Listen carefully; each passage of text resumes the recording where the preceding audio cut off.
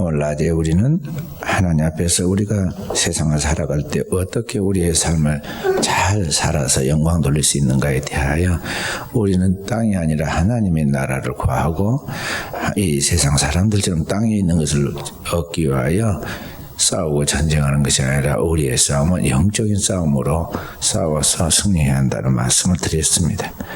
오늘 우리의 싸움이 영적인 싸움이라는 것을 이 공중의 권세 잡은 원수 마귀, 하늘로부터 내쫓긴 더러운 원수 마귀 사탄과의 영적 싸움인데, 이 싸움에서 승리하도록 우리가 하는 방법은 이 기도하는 것이다. 말씀과 함께 그 말씀을 따라 믿고 기도하는 것이다. 이것을 우리가 먼저 알아야겠습니다. 그리스도인들은 기도하는 가운데 하나님이 움직이시도록, 하나님이 일하시도록 하는 것입니다. 이것은 어떻게 보면 하나님을 믿는 믿음이 없는 사람은 무능하게 보이고 무력한 사람처럼 보이지만 이게 진짜 위대한 그런 싸움입니다. 기도해서 하나님이 일하시고 역사하시도록 하라는 것이죠. 역사의 주인이 하나님이십니다. 모든 것이 주에게서 나와서 주로 말미암고 주에게로 돌아간다 하였습니다. 그 역사의 주관자이신 하나님이 그 뜻대로 모든 걸 주관해 가시기 때문에 그분이 창조하신 그 세계를 판단하시고 심판하시고 구속해서 영원한 하나님의 나라로 다시 이끄시는데, 바로 그 하나님이 그 뜻대로 이끌어 가시도록 기도해야 한다는 것이죠.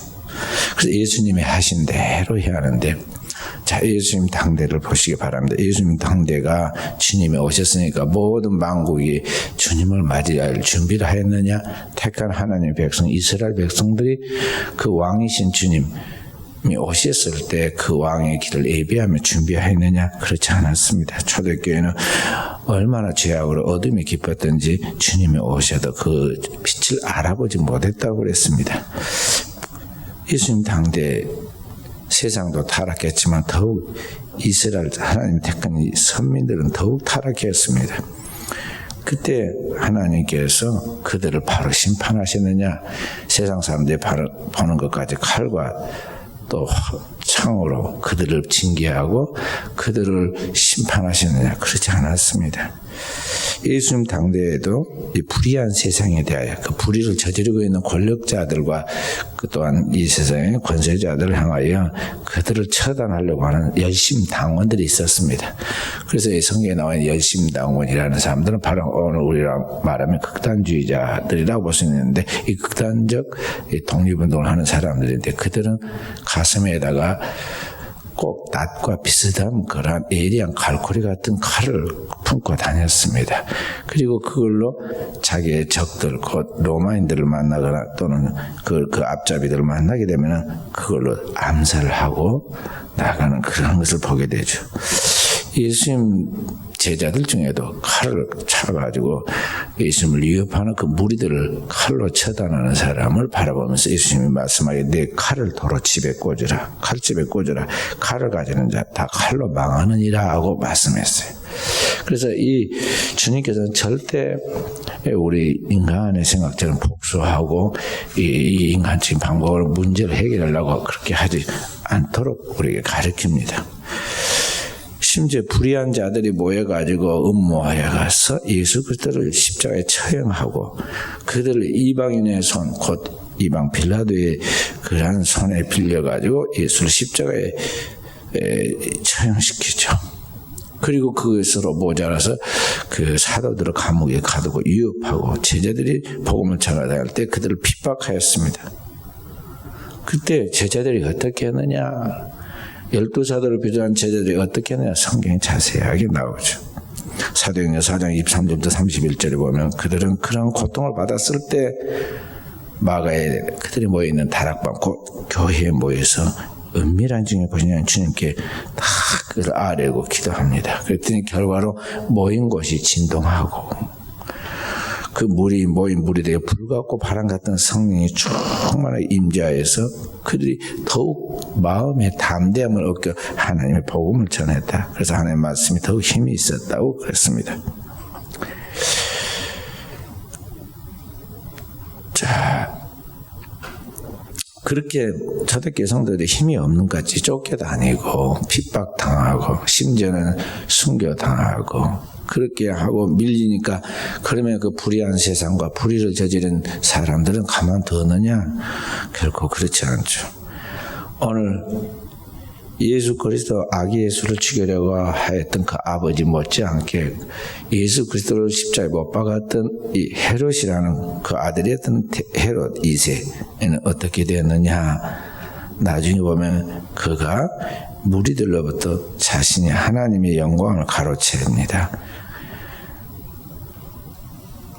헤롯이 시돈과 두로의 백성들로부터 신의 소리라고 아부를 받고 그 영광을 하나님께 돌리지 않고 자기가 가로챘더니 마침내 하나님이 때가 되었다 싶어가지고 그를 심판하죠.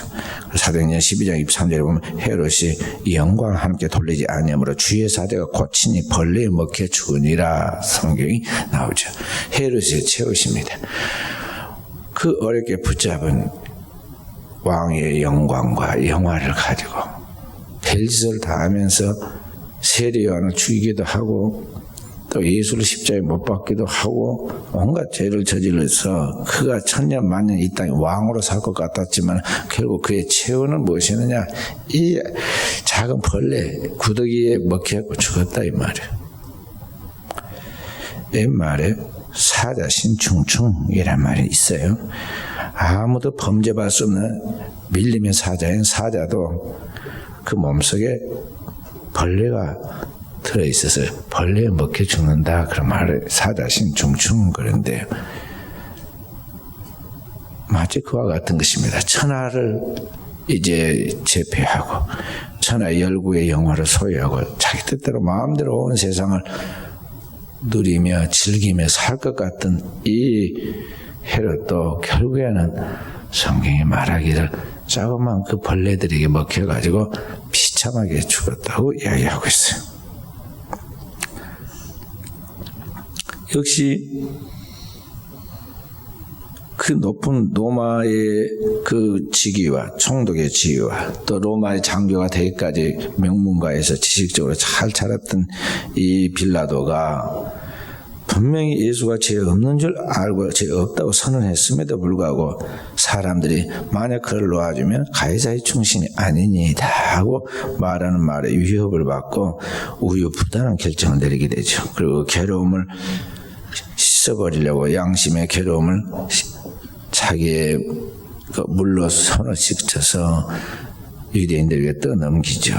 그 빌라도 역시 어떻게 되었느냐? 역사의 기록에 그 이야기가 나옵니다. 1961년도 성지 가이사라 마리타마라는 그 도시를 고고학적으로 이렇게 파헤쳐 보다가 거기에서 세로 82cm, 가로 68cm의 크기의 석회암이 발굴되었어요. 돌을 발견했는데 그 돌에가 글씨가 써져 있습니다. 그 돌에 본디오 빌라도 이야기 써 있었는데 기원후 26년에 로마 황제 티베리우스에 의해서 유대 총독으로 임명되었다가 예수 그리스도를 십자가에 처형시키는 그 사형 선고를 내린 후 AD 36년에 황제 갈리큘라에 의해서 파면되고 그것으로 인해서 자결했다. 그래서 그가 황제로부터 파면될 때 고소받은 유대인들이 그를 고소했는데 고소한 고소의 제목이 뭐냐면은 뇌물을 수수하고 폭행하고 약탈하고 학대하고 무리하고 비합법적인 사형을 집행하고 잔인하였다는 이야기였어요. 사실 비합법적으로 살인을 한 것은 그것은 사형을 집행한 것은 사실 자기들이 그렇게 하라고 그렇게 하면 가이사 충신이 아니다고 그렇게 빌라도를 위협해가지고 사형을 시켜놓고 그것이 유대인들이 공모해가지고 그렇게 위협해서 한 것이 아니라 빌라도가 그렇게 했다는 식으로 하는 것이고 온갖 나쁜 건 다 집어넣어가지고 결국 그 말에 황제가 이제 받아들여가지고 그걸 파면시키죠. 불의와 타협에서 예수를 정치범으로 몰아처형시킨 후 그의 내면이 광야와 같이 황폐해졌고 그래서 유리 황량한 들판에서 유리 방황하다가 새우의 참혹한 말로를 맞았다 하는 것입니다. 얼마나 힘들었으면 사는 게 힘들었으면 그 높은 직위를 버리고 자결을 했을까요?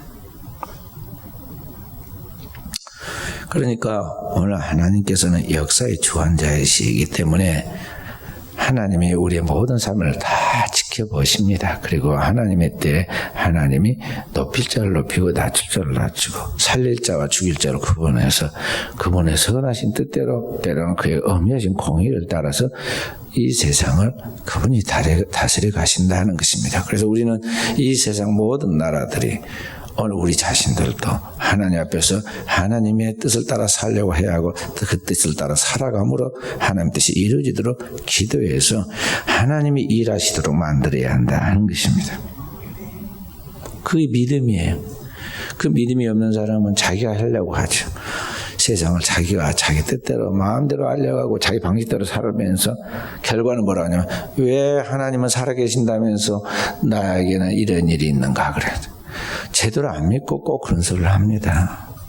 제대로 믿는 사람은 하나님이 하시는 모든 일이 다 어르신 일이니 때로는 내 뜻대로 안 됐을지라도 그리 아니하실지라도 이건 하나님이 하신 일은 잘 하시는 일이므로 주께 영광 돌립니다. 그런데요, 제대로 하는 뜻대로 안 하고 자기 마음대로 하는 사람일수록 꼭 마지막에 뭐라고 이야기하냐면 왜 내가 하나님을 이렇게 믿었는데 나는 이렇게 안 되는가 그렇게 이야기를 해요. 분석을 해봐야거든요. 내가 주님의 그 정한 코스를 따라서 그 법을 따라서 그 진리의 말씀을 순종해서 하나님 앞에 살았는가, 하나님의 교회에서 순종했는가, 하나님의 교회에서 가르친 진리의 말씀에 그대로 순종해서 헌신했는가를 분석해보지 않고는 말이죠, 자기 하고 싶은 대로 다 해버립니다. 그냥 중구난방으로 자기가 하고 싶은 걸 하고는 단지 왜 나같이 참 믿었는데 그렇게 하느냐, 그 엉뚱한 생각과 엉뚱한 말을 해요. 자기를 볼 수 있는 인사이트, 통찰력, 이 사람은 있어야 하는데 영성이 높지 않으면 그게 없다는 거죠. 그래서 항상 아이가 눈 가리고 아웅식으로 자기 생각을 하고 자기 함정에 자기가 빠집니다. 그리고 항상 이렇게 하고 넘어지고 난 다음에 그 사람은 자기를 탓한 것이 아니라 자기를 채찍질한 것이 아니라 남을 탓합니다. 환경을 탓하고 운명을 탓하고 세상을 탓하고 교회를 탓하고 목회자를 탓해. 그러니까 오늘 우리가 그만큼 영적으로 미성숙하다는 거죠. 그리스도인은 모든 게 하나님 주권에 달 때마다 기다려야 돼요. 그리고 기도해야 돼요. 그리고 그분이 일하신 것을 보면서 우리는 해석을 해가야 돼요. 하나님 어떻게 일하시는가 그걸 기록하고 그것을 또 증거하고 증인이니까 증거하고 그리고 그 주님이 받은 은혜와 지혜를 따라서 우리가 믿음으로 행동해서 하나님을 기쁘시게 하여 하나님의 상을 받는 자들이 되어야 한다는 것입니다. 이스라엘 나라가 가나안 땅을 정복하고 그 땅에서 살다가 490년 만에 하나하나 이제 나라가 망합니다. 남과 북으로 나눠집니다. 그다음에 북왕국부터 덩치가 크니까 더 오래 갈 것 같았는데 북왕국부터 망해요. 10지파를 가지고 있는 북왕국 이스라엘 기원전 721년에 아수르에서 망합니다. 남왕국은 그 뒤에도 한참 이제 진행이 되는데 2지파밖에 안 돼서 조그만 그런 부족이나 마찬가지로 이 남왕국만 남았을 때 이 나라에 위기가 다가오죠. 북왕국을 멸망시켰던 아수르라는 나라가 남왕국 유다를 삼키려고 침략해서 예루살렘 에워쌌는데 그때 이스라엘 왕이 누구냐면 히스기야라는 왕입니다. 기원전 715년부터 686년까지 있었던 왕입니다. 히스기야는 경건한 왕이어가지고 왕이 되자 성전을 보수하고 청결케 합니다. 오늘 우리식으로 이제 교회를 리모델링 한 거예요. 오래돼가지고 낡으니까 깨끗이 청소해놓고 그 다음에 유월절을 지킵니다. 하나님 앞에 우리 그 믿음의 절기를 잘 대대적으로 지켰어요. 그래서 신앙의 새로운 부흥과 개혁이 일어나죠. 비록 적은 숫자인 남쪽의 유다와 베냐민 2지파만의 왕국이었지만 신실하게 최선을 다하죠. 그래서 이스라엘 백성들이 은혜를 받고 마음의 상처가 치유되어서 한참 은혜스러웠는데 그때 위기가 다가옵니다. 북왕국을 멸망시키는 아수르 나라가 침략해서 예루살렘을 포위하고 항복을 요구하는데 수십 개의 나라들이 다 아수르에 정복되었어요. 바벨론도 망했습니다. 아수르에 망했어요. 바로 그런 나라인데 그 나라가 이 조그만 유다 예루살렘에 에워싸고 그리고는 마지막 공격을 하면서 항복을 요청하니까 아무리 믿음 좋은 히스기라도 처음에는 두려웠어요. 그래서 인간적인 방법으로 화친을 청합니다. 그리고 군신의 예의를 지켜서 살아보려고 그렇게 요청을 했는데 뜻대로 되질 않았어요. 그러자 그때서야 정신을 차리고 히스기야가 하나님 앞에 기도합니다. 백성들에게 하나님께 기도하도록 요청하고 자신이 직접 하나님의 성전에 나가서 이 아수르 왕 산헤립이 써서 보낸 편지를 딱 성전 제단 앞에다 펴놓고는 하나님 보십시오. 어떻게 여기서 내가 살고 이 백성들을 지킬 수 있겠습니까? 마치 처녀가 아이를 잉태했는데 낳을 힘이 없는 것과 같이 지금 제가 그런 상황입니다. 그 하나님 앞에 사실 그대로 놓고 간절히 왕이 무릎 꿇고 기도를 하죠. 그랬더니 하나님의 응답이 위에서부터 떨어지죠. 주의 종 성전을 지키는 제사장이면서 대선지자 이사야가 하나님의 말씀을 받아서 그에게 대언을 합니다. 기도하고 나가니까 하나님께서 이제 응답을 선지자를 통해서 이사야 선지자를 통해서 이제 왔는데 뭐라고 하나님께서 말씀하시느냐면 이제 내가 한 천사를 보내 아수르 왕의 진영에 보내서 그들을 멸망시킬 것이라고 두려워하지 말라고 하나님께서 말씀하시죠. 눈의 현실은 달라진 것도 없고 그 앞에는 수천 대군이 아수르 대군들 창칼을 막 번쩍이고 위협하는 고함 소리가 들리는데 그 성 안에 적은 소수의 이스라엘 백성들이 얼마나 떨리겠어요. 변한 건 없는데 하나님은 말씀하시기를 두려워하지 마라. 내가 너와 함께 해주겠다. 내가 너희들을 도와서 이 전쟁에서 승리하게 해주겠다는 그 믿음이 가겠어요? 어떻게 하면 살 구미가 없을까? 인간적인 생각 막 머리가 돌아갔을 것인데 히스기야는 그 말씀을 그대로 믿었어요. 하나님의 말씀을 믿고 딱 자고 일어났더니 아침에 놀라운 일이 벌어졌죠. 아수르 대군이 어찌된 일인지 군기를 철수하고는 진을 버려두고 도망을 갑니다. 이게 어찌된 일인고? 이게 어찌된 일이고? 이제 내일이면 우리가 다 점령당해서 죽을 줄 알았더니 거꾸로 이 아수르 대군이 급하게 도망을 가는 것을 바라보죠. 어떻게 그렇게 됐나요?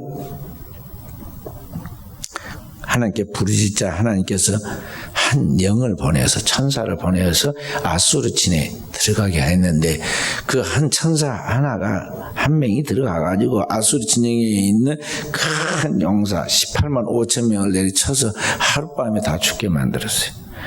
그러니까 아수르 왕 산헤립이 얼굴이 뜨뜻해요. 창피할 때 얼굴이 뜨뜻하잖아요. 뜨뜻해가지고는 간다 온다 말도 않고는 막 도망을 쳐서 돌아갔는데 자기 집으로 돌아갔더니 거기에서 자기 몸에서 난 두 아들이 반역을 일으켜가지고 아버지를 칼로 찔러서 죽입니다. 아들의 손에 비명이 죽어요. 그리고 찌른 두 아들도 도망을 가버리고 그 남은 아들이 있었는데 그 아들이 이제 그 나라를 이어가게 됐죠. 그렇게 해서 히스기야가 전쟁에서 승리하고 명성을 얻게 되죠. 어떻게 조그만 유다 왕이 바벨론도 이기지 못하고 침략당해가지고 항복했던 아수르를 이겨야 되는가? 그 소식을 들은 바벨론 왕이 신하들을 보내고 아주 감사의 그런 예물을 해가지고 조그만 나라인 이스라엘 나라 예루살렘 히스기야에게 문화를 옵니다. 그래서 막 칭찬합니다. 어떻게 이 적은 소수를 가지고 아수르와 싸워서 이길 수 있었습니까? 대단합니다. 하나님이 함께 하신 것인데 그들은 사람이니까. 근데 그때 우쭐해가지고 히스기야 실수를 한 가지 해요. 그건 뭐냐면은 하나님이 얼마나 우리를 사랑하고 축복한가로 이제 간증한다는 것이 오버패스를 해가지고 이스라엘 나라에 있는 모든 왕궁의 보물들을 다 보여주고 말았어요. 그랬더니 견물생심이라고 처음에는 순수하게 우리가 이기지 못한 아수르를 이스라엘이 이겼다고 좀 대단하다고 칭찬하고 격려하고 서로 좋은 우호관계를 맺으러 왔다가 말이에요. 탐욕에 눈이 멀어지죠. 그래서 바벨론이 그로 침략해 들어옵니다. 이스라엘을. 그래서 아수르도 이긴 이스라엘 백성들이 남한국 유다가 나중에 가서 바벨론에 의해서 망하죠. 기원전 567년에 그러니까 북왕국이 멸망하고 150년 후에 이스라엘 나라 남한국이 망하게 돼요. 그래서 역사는 하나님이 주관하시고 우리가 싸우는 모든 싸움은 영적 싸움인데 그 싸움에 항상 우리가 명심하게 전쟁은 여호와께 속한 것이다 하는 것을 알아야 돼요. 그렇기 때문에 이 모든 것에서 내가 뭘 하겠다 또 누군가가 뭘 하겠지 뭐 그렇게 하니까 우리 힘을 합해야 한다 그게 아니라 살아계신 역사의 주관자이신 그 전능하신 하나님께 우리는 그분이 일하셔서 하나님 뜻을 이루시도록 기도해야 하고 그 살아계신 하나님이 통치하시는 그 경험을 우리가 갖도록 해야 한다는 것입니다. 그런 의미에서 우리나라에서 지금 하고 있는 광야문 광장에 그 모여있는 무리들이라 여의도 광장에서 지금 세례를 과시하면서 또 모여서 또 다른 이야기를 하는 사람들은 양쪽 다 그 지금 정상 아니에요. 성경적으로 하나님의 말씀에 비춰서 정상이 아니다. 세상 살아가는 사람들의 방식이지 하나님의 방식이 아니다 하는 말이에요. 그 광장에 모여서 누구는 잘했고 누구는 잘못했다고 하면서 막 저주하고 악담하고 조롱을 합니다. 우리나라 대통령이 지금 감옥에 갇혀가지고 대통령도 덜 맞죠. 감옥에 갇혀가지고 34년까지 형을 받아가지고 있는 분도 있잖아요. 그때 대통령 지금 물러나기도 전에 막 광장에 모여가지고 광화문 광장에 모여가지고 지금 서초동 가지고 여의도에서 있었던 사람들이 대다수 그 사람들이 대통령을 얼마나 막 조롱을 했습니까? 조그만 꼬마들도 올라가서 뭐 알지도 모르는데 가서 막 조롱을 하고 여사이도 역시 마찬가지. 그렇게 해서 문제가 해결되는 게 아니다 하는 것이죠. 세상은 그렇게 지금 풀어가지만 하나님의 백성들은 그렇게 해서는 안 돼. 도리어 어떻게 하냐면 우리는 하나님 앞에서 우리도 회개하지 않으면 그렇게 망할 수 있다는 걸 알고 두려워하며 회개해야 하고 자기를 돌아보고 회개해야 하고 또 그 한 영혼 한 영혼 그 사람들도 다 예수 그리스도 앞에서 자신의 죄를 돌아보고 회개하고 그의 피의 공로로 나아가지 않으면 멸망할 수밖에 없다는 걸 그 영혼들이 회개하여 구원받도록 선한 마음으로 기도해야 돼요. 그게 하나님의 뜻입니다. 그리고 기도할 때는 진짜 기도를 해야 돼요. 하나님 한 분만 의식하고 오직 하나님만 들으신다는 걸 알고 하나님 앞에 드리는 기도를 진짜 기도를 해라 그런 말이죠. 혼자 기도 무시하지 마세요. 성령 2-3사람이 모인 곳에 내가 함께 한다고 그랬지만요. 주님 말씀하신 그 말은 혼자 기도면 안 된다 그 말이 아니에요. 작은 숫자 기도, 진실한 기도는 지금 들으신다는 거예요. 한 과부 이야기 주님 하셨잖아요. 혼자 기도했는데도 다 그 주님이 들어주시잖아요. 구약에 아합이라는 북왕국 왕이 있었습니다. 그 아내가 이세벨이죠. 이 아합 왕이 우유부단해가지고 그 부인의 말을 따라서 경솔한 행동을 하다가 나중에 패가 망신하는데 그 왕 주변에 늘 힘있고 막 대단한 같이 보이는 선지자가 400명이 있어가지고 왕이 무슨 중요한 결정을 하려고 하면 그들이 모여가지고 기도해가지고 막 예언을 해줍니다. 아합 왕의 마음속에 이스라엘 본래 땅이었던 저 길르앗 나무 요단강 동쪽에 있는 그 옛날 르벤과 그 므낫세와 갓지파 므낫세 반지파가 살고 있던 그 지역이 길르앗 나무신데 그 길르앗 땅을 점점 아랍 나라가 침공을 해가지고 점령을 했어요. 마치 우리나라 지금 독도를 계속 위협하고 이제 심지어는 이제 러시아까지 막 독도에 왔다 갔다 하면서 지금 시험하잖아요. 그러듯이 길르앗 나무식 고대에 그런 때가 있었어요. 그러니까 힘이 좀 생기니까 아합이 그 땅을 차지해야겠다. 그렇게 생각하고 연합군을 결성합니다. 그 당시에 남쪽 왕은 여호사밧이라는 왕이었는데 남왕국과 북왕국 아합 간에는 사돈관계를 형성해가지고 서로 좋은 관계였어요. 그래서 아합 왕을 초대해가지고 상의를 합니다. 제가 길르앗 나무를 취하겠는데 그때 우리 땅 맞지 않아요? 그리고 그 동족도 우리 동족인데 우리가 해방시켜야죠. 도와주시겠냐고 그러니까 사돈이 뭐라고 하는데 어떻게 해요? 그래야죠. 내 백성이 당신의 백성과 같고 나의 하나님이 당신의 하나님과 같으니 우리 같이 그렇게 해야죠. 이야기를 했어요. 그런데 여호사밧이 이야기를 하나님께 한번 물어보십시다. 그러니까 그게 쉽죠. 어려운 거 없습니다. 제 주변에는 기도 많이 하고 막 유명한 선지자가 지금 400명이 있습니다. 그래서 당장 말하니까 막 득달같이 400명이 와가지고 왕궁 광장에 서서 막 뭐라고 예언을 합니다. 왕궁이 시끄럽고 진동할 정도로 막 움직이더니 그 시드기야라는 선지자가 큰 뿔을 하나, 철로만 뿔 하나 들고 와가지고 막 흔들면서 이야기를 해요. 하나님께서 말씀하시기를 왕이 나가서 아람 군대를 이렇게 뿔로 찌르듯이 무찌르고 승리를 얻게 될 것입니다. 하나님이 말씀하셨다고 그랬어요. 그런데 여호사밧 왕은 영성이 있는 왕이어가지고 아무 말도 뭔가 이상하고 신통치도 않아요. 영적 감각에 뭔가 이게 거슬리는 거예요. 숫자는 많은데 이상한. 그래서 다시 물었습니다. 이들 말고요, 물을 만한 다른 선지자가 없습니까? 신뢰할 만한 선지자가 없느냐 물어본 거죠. 그러니까 아합 왕이 말했어요. 선지자가 하나 있긴 있는데, 오장로님, 선지자가 누구예요? 미가야라는 선지자가 하나 있는데, 그 선지자, 그 사람은 맨날 다 듣기 싫은 말만 합니다. 그러니까 여호사밧 왕이 그러나 왕이시여 그런 말 마십시오. 선지자가 하나님의 말씀 어찌 꼭 듣고 싶은 말만 듣겠습니까? 한번 그를 불러와서 한번 다시 기도를 받아보십시다. 그래서 그 말을 듣고 아합 왕이 부하를 보내가지고 빨리 미가의 선지자를 찾아고 오라고 했죠.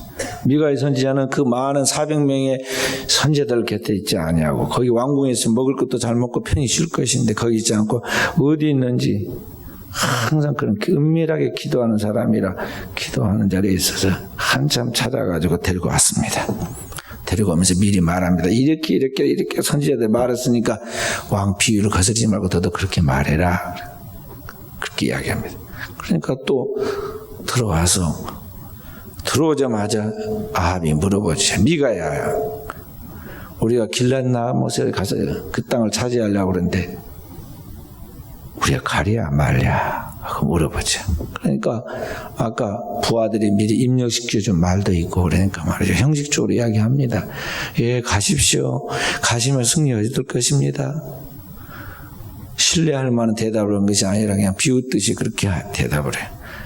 그러니까 왕도 눈치가 있는 사람이라 진짜 말한 게 아닌 줄 알거나 그러지 말고 진짜 말해라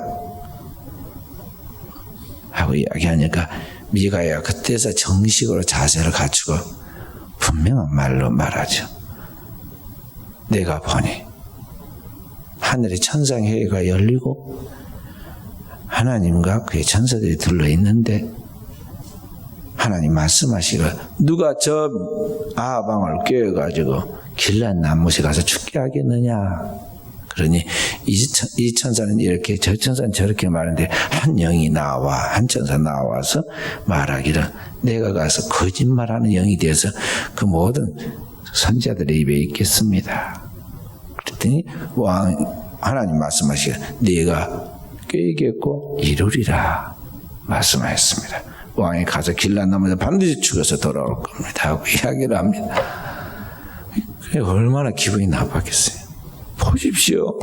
저 사람 나한테 좋은 말 절대 안 한다고 하느냐고 막 왕이 기분이 나빠가지고 여호사밧에 이야기를 합니다. 그리고는 당장 저놈을 잡아다가 왕자의 감옥에다 집어넣고 내가 돌아올 때까지 고생의 떡과 고생의 물을 먹게 해라. 끌려나가면서 미가야가 한마디 더 합니다. 왕이 사라져 돌아올 것 같으면 하나님이 나를 통해서 말하지 않았을 것입니다. 그리고는 실제로 나중에 보면 그 말씀 많았던 아합이 길랏나못에 가서 거기에서 죽죠. 비참하게 죽어 나옵니다. 자기 머리로는 왕의 정체를 숨기고 변장해서 딱 그 가면은 절대 못 찾아내고 안 죽을 줄 알았어요. 그런데 우연히 어떤 아람 군대에서 쏜 화살이 날아와가지고 갑옷과 이 갑옷 사이에 이 팔과 몸통의 사이에 그 손을 오르내릴 때 거기는 갑옷이 움직이게 하니까 빈틈이 생기지 않아요. 그 솔깃 사이로 쏘아가지고 그걸 뚫고 들어와서 화살을 맞았는데 심장에까지 도달했는 거죠. 피를 얼마나 많이 흘러가지고 병거 바닥에 흥건한데 사람을 막 군인들을 막으면서 도망을 쳐 나오려다 못 빠져나오고 결국은 병거에서 죽었고, 죽은 그 나봇의 피가 그가 죽였던 아합의 피가 그가 죽였던 나봇의 포도원이 있는 곳에 오니까 그게 다 쏟아져 가지고 개들이 그걸 핥고 그런 이야기가 나오잖아요. 그러니까 진짜 기도하는 사람은 위가야 한 사람일지라도 그 기도가 하나님 앞에 상달되어 응답되고 역사가 일어나는 거예요. 그러니까 우리는 기도를 과소평가하지 마세요. 이렇게 일이 막 나라가 요란하고 사람들이 다 움직이고 할 일이 많은데 가만히 앉아서 기도만 한다고 있으면 되겠느냐? 카톡방에 올라온 것이 그거예요. 카톡방에 올라가지고 왜 광화문에 모이지 않느냐? 거기 와서 뭐 이렇게 저렇게 하는데 하면서 막 이야기하는 사람들이 있습니다. 그분들은 그분들의 수준이에요. 그분들의 수준이니까 뭐라 탓할 수는 없어. 그런데 오늘 우리 교회 우리 성도들은 그 수준에 머물러 있어서는 안 돼요. 하나님의 높은 영적 수준에 서가지고 만국을 다스리고 그의 뜻대로 이끌어낸 하나님의 관점에서 하나님이 이끄시는 그 동역자가 돼서 주님처럼 해야 한다는 것입니다. 그래서 우리가 기도해야 돼요. 기도하면 하나님은 그 백성의 믿고 입으로 말한 대로 선포한 대로 그 입술에 열매를 지어서 성취하시고 그 백성을 구원하신다는 것입니다. 그래서 오늘 우리가 하나님 앞에 기도하되 거짓 없는 기도를 진실하게 하라는 것입니다. 어떤 사람은 말하기를 기도해도 되도 않더라고 말하고 왜 기도해도 나는 안 되냐고 말하는데 성경이 분명히 안 되는 이유로 말해 주었어요. 기도한 것은 받은 줄로 믿어라. 그런데 기도해도 되지 않은 것은 무엇이냐? 너희가 정욕으로 쓰려고 잘못 구함이라 그랬어요. 그러니까 이 하나님의 그 법을 따라서 하나님의 나라가 이루어지기를, 하나님 뜻이 이루어지기를 놓고 기도하고 그 기도를 하면서 오늘 우리 자신을 쳐서 복종시켜야 하는데 거꾸로 내가 살기 위해서 내 나라와 나의 의를 구하고 나의 정욕을 성취하기 위하여 구하는 그것은 이기적인 것이라 그것은 정욕적 기도예요. 그 정욕적 기도는 구하여도 얻지 못한다는 것입니다. 참새가 아무리 울며 떠돌아다니다 해결되는 거 아니처럼 하나님의 응답이 절대 그렇게 해서는 안 된다는 것이죠. 그래서 오늘 우리는 기도할 때 하나님의 성령에 사로잡혀서 성령의 하나님의 뜻을 구하고 그 뜻이 이루어지기를 우리에게 역사하듯이 성령을 쫓아 기도해야 돼요.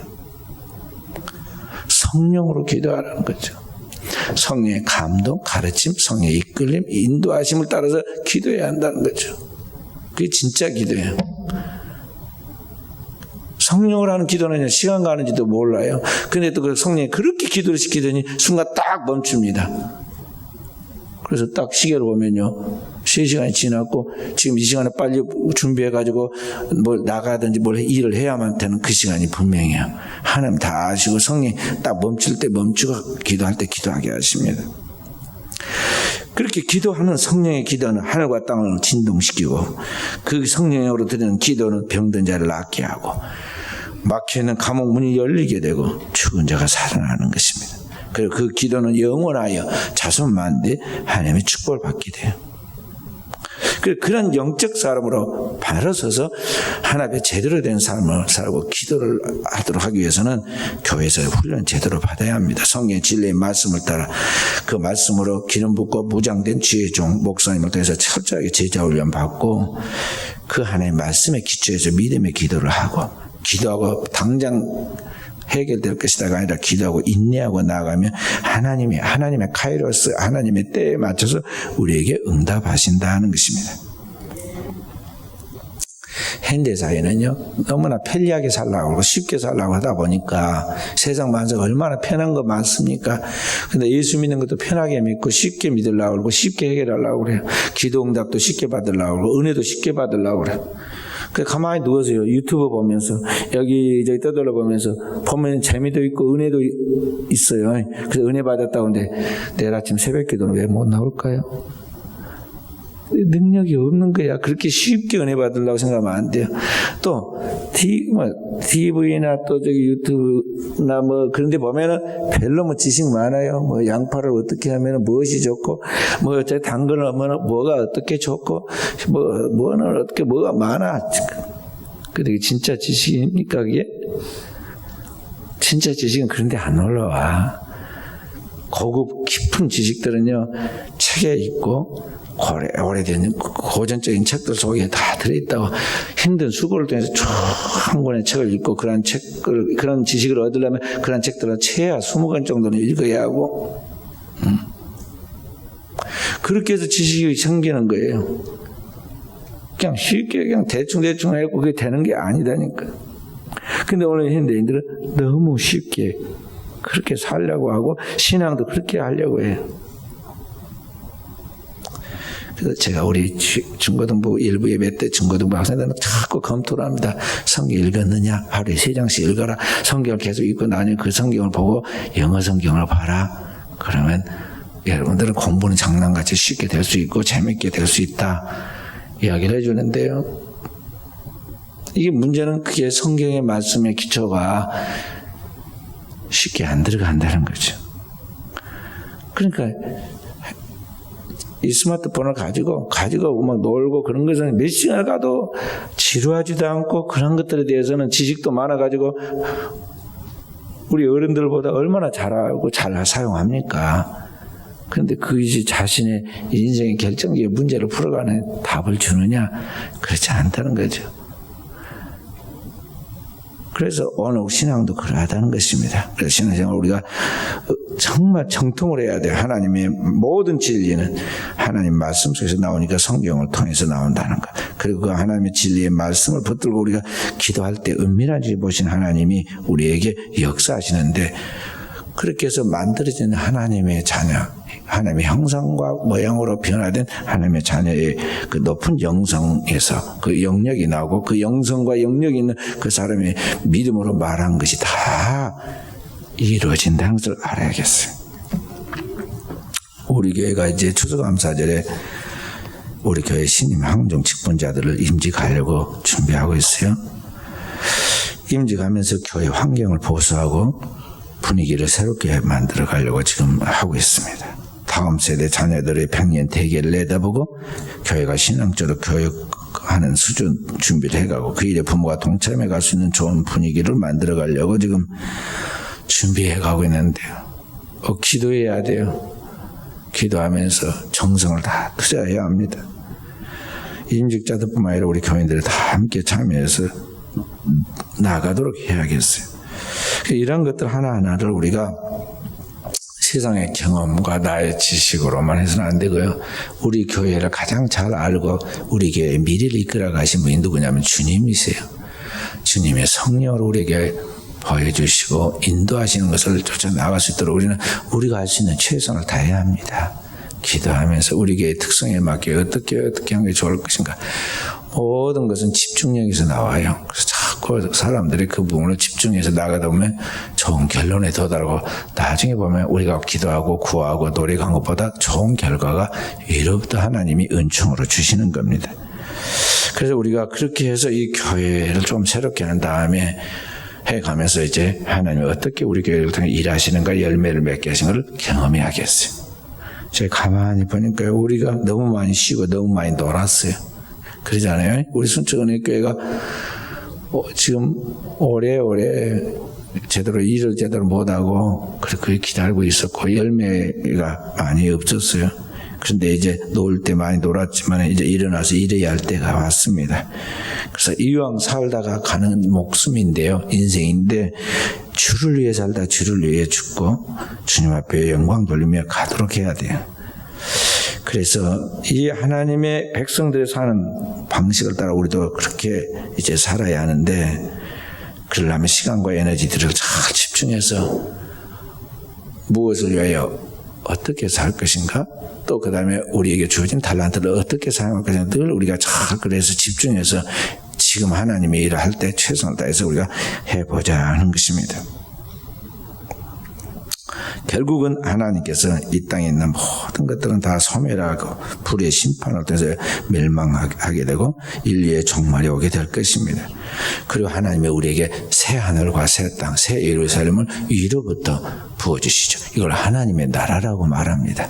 첫 번째 세상이 하나님에게서 정의축에 말리듯이 다 말리고 떠나갈 것입니다. 그리고 두 번째 세상, 새로운 세계가 창조되었는데 주님께 그 예비된 세계를 그 말씀으로 새롭게 창조해서 우리에게 주십니다. 그곳에 들어간 부활의 주님이 들어가듯 오늘 우리는 주님의 부활처럼 새로운 피조물이 되어서 주님 앞에 나가게 될 것인데, 그때는 주님과 우리가 하나가 되는 신랑 되신 그리스도와 신부된 성도와 하나 되는 연합과 일치를 이루게 될 거예요. 그래서 이 역사의 주인공은 바로 오늘 우리가 되어야 한다는 거. 우리와 함께 그리스도 예수 피로 구원받아야 가정의 자녀들 또 우리 주변에 있는 영혼들이 되어야 한다는 걸 더 생각하면서 그걸 바라보는 성령의 환상을 가지고 나가야 돼요. 하나님의 나라, 새 하늘과 새 땅과 새 예루살렘에서 우리가 도래하는 그 영광을 바라보고 거기에서 주님 앞에 서는 주인공으로 서서 나갈 자기의 모습을 상상하라는 것이죠. 그리고 그런 환상 속에서 우리가 담대하게 앞으로 향해 나아가면 모든 것은 하나님이 만들어 가신다, 따라오게 만드신다 하는 걸 알고 오늘도 우리 사랑하는 종들이 이 믿음으로 끝까지 인내하고 나아가서 하나님의 영광에 동참하는 종들이 되어져야겠습니다.